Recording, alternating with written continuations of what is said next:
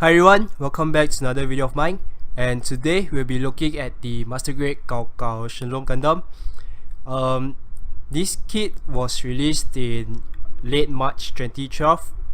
This is a Bandai kit, so I guess this TT Hongli Gaogao kit for Shenlong was released maybe late December 2012.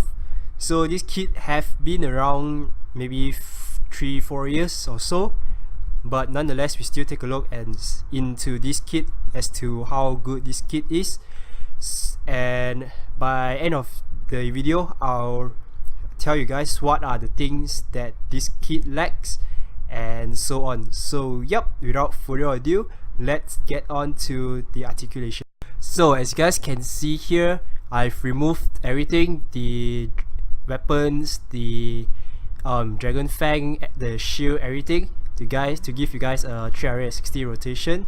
Then we'll proceed on, of course, the articulations. So as always, we'll start with the head first. As you can see, the head can go up and down, can go to the side, looks down, which wants to annihilate all its enemies. And next, try to do the 360 turn around, but I have to use the other side instead because they got kind of stuck. But yep, as you guys can see, it can go 360. And here what I'm trying to show you guys is connected with the ball joint, so of course you guys can do the 360 rotation, and the head can actually move a little bit front and back.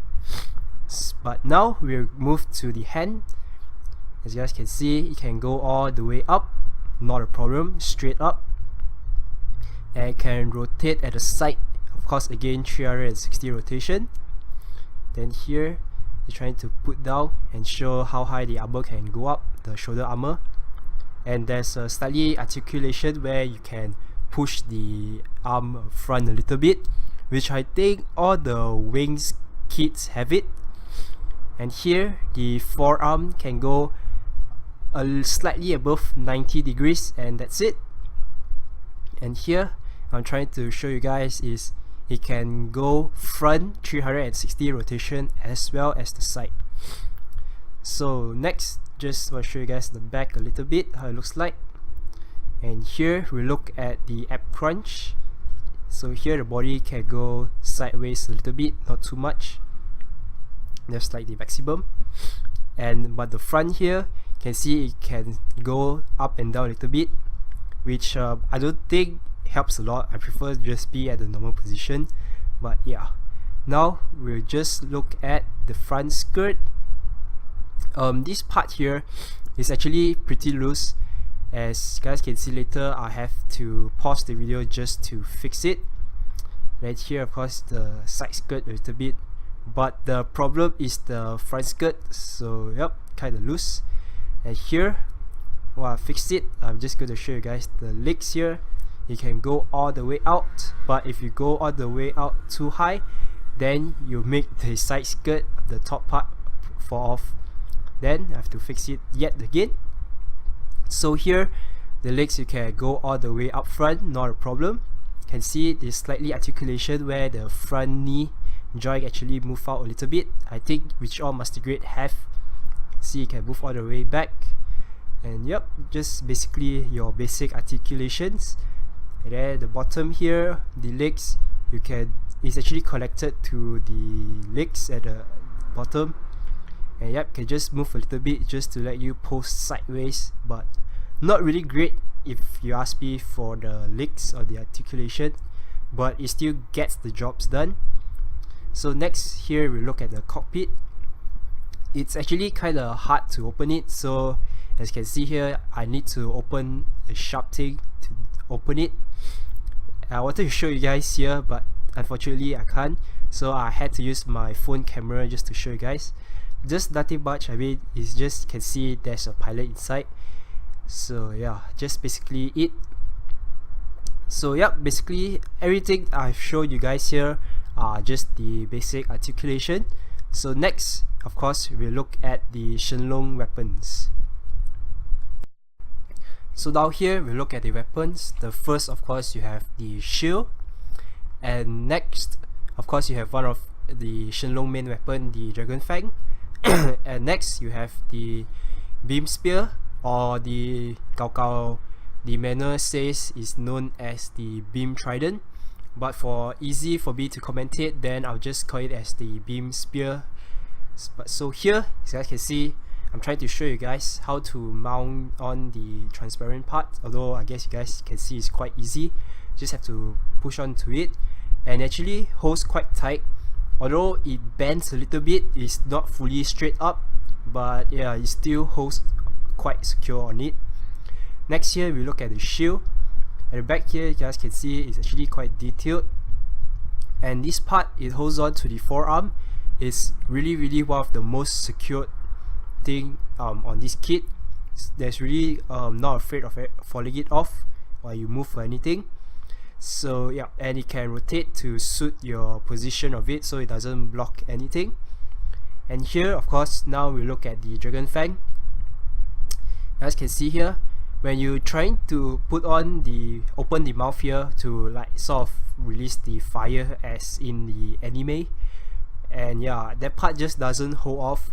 It just falls off very easily once you touch it, and so is the, I think I can say its teeth on the other side as well. But that part is actually very easy to fix. Just have to push it back on, and then yeah, it's secure right away. And at the back here you have a slight articulation, but I don't think you'll be much bothered about it, just to show you guys that it can move. And this part there is a little bit sharp. And yeah, basically that's it for the Dragon Fang. Unfortunately you do have like the extended version like the Nataku have, but yeah, just have to work with what you have. And yep, that's it. Here what I tried to do was try to put it back, the Dragon Fang. Once you put it back up, as you guys can see, this is like the active mode, putting off the fire to the enemy. And once you put it back in, then it's actually quite secure. But again, if you try to move it out to make the teeth open, then of course it will be loose again. And then so here, the teeth here, I was trying to be in the same position as the right, but unfortunately I couldn't, so I had to pause again to readjust. So yep, and then now we'll just take a look at other accessories. Here is the Wu Fei, the main pilot for the Shenlong, and it actually looks kinda like Wu Fei, as if I'm not sure you guys can really see, but yeah, he does resemble Wu Fei, although just usually they just put a lump sum onto it. And then here it comes with 3 pairs of hands. If it's included with the Shenlong Gundam that it have, then there are a total of 4 posable hands that it comes with. All are pre-posed, so you can't really move for anything, except of course for the thumb. The thumb is a single joint, so it can move at your discretion. So yep, here I'm just trying to show you guys the hand, fist and everything. Nothing much really, but of course I'll talk about this hand. I'll talk about the hands once the review is over, sort of like the ending part. So yep, and then here is the back part, where if you remove the backpack here, you can mount on the beam spear. That's why I'll recommend you guys not to push too hard, or else it will be quite difficult to remove the part to mount on the spear later. So next we just look at how to mount on the weapons right here. So we'll take a look, of course, first the Dragon Fang. So here you guys can see the Dragon Fang. There is a pack here, or then here to connect onto the forearm on your right side.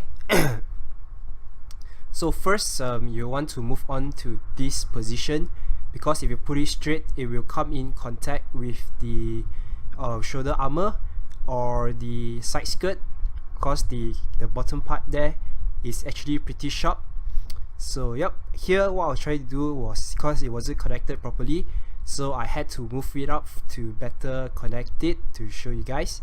As you guys can see, once it's packed on, it's really very secured. So the pack job on this Gaogao kit is actually pretty good. So yep, here I'm just trying to show you guys 360 rotation, just to see how it looks like with only the Dragon Fang on the Gaogao kit.